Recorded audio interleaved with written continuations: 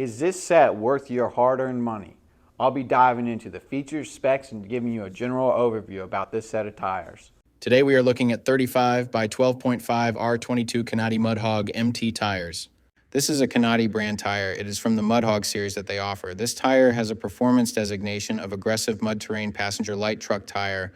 This tire has a 10-ply construction. I will go over what that means in just a moment.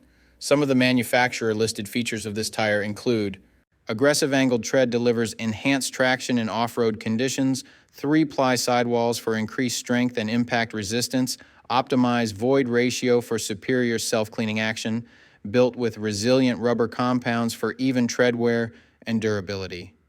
Attractive aggressive sidewall lugs provide traction in the most extreme conditions. Mud and snow rated for improved traction in all conditions. So to start, we will look at the tire size.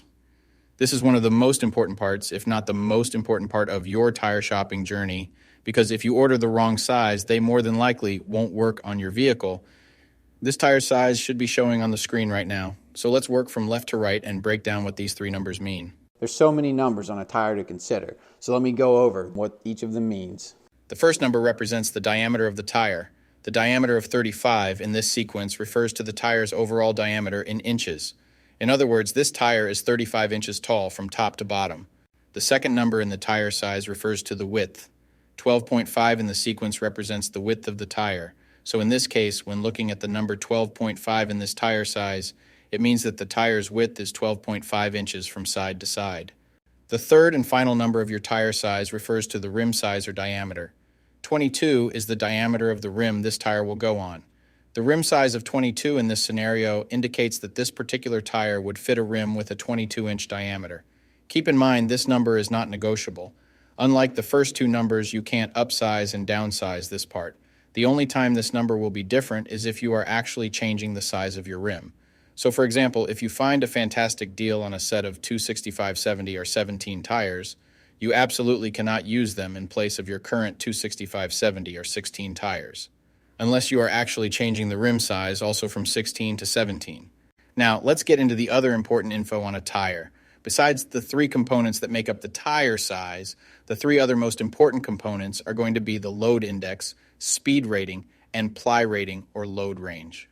Wait, that's a lot of numbers. Let me tell you what they all mean right now. So this is where it gets a little more tricky. These three components will sometimes require some additional research to know what your vehicle needs.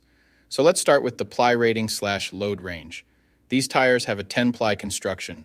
Each designation represents a different term when looking at a tire.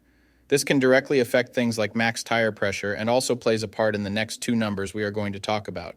When in doubt of the rating your vehicle requires, in most cases it is safe to go with the same rating your vehicle currently has, as long as it was replaced with the correct spec of tire last time they were replaced.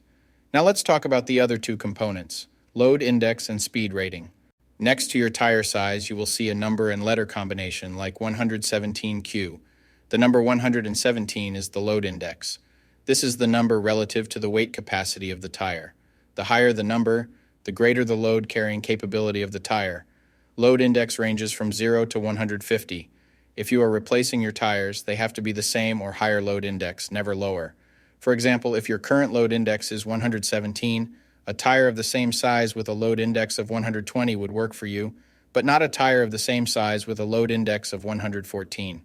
If you replace your tires and the new ones have a lower load index, the tire has a higher likelihood of bubbling and eventually blowing out.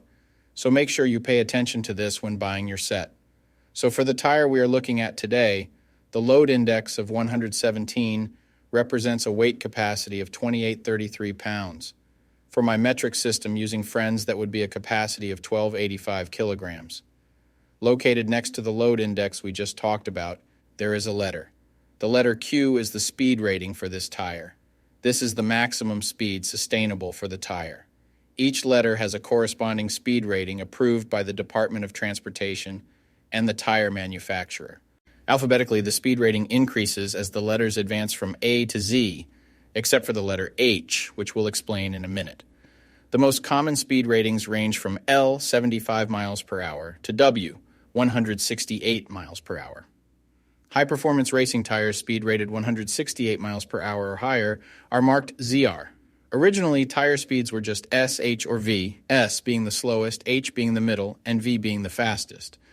Over the years, as tire speeds have evolved, for whatever reason, H has always remained the same, 130 miles per hour. When Z-speed rated tires were first introduced, they were thought to reflect the highest tire speed rating that would ever be required, in excess of 240 kilometers per hour or 149 miles per hour. While Z-speed rated tires are capable of speeds in excess of 149 miles per hour, how far above 149 miles per hour was not identified.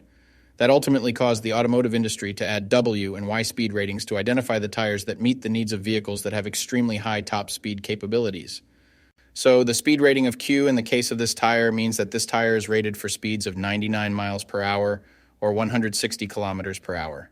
While speed rating is important in some unique cases, you shouldn't spend a ton of time focusing and comparing tires based solely off of this.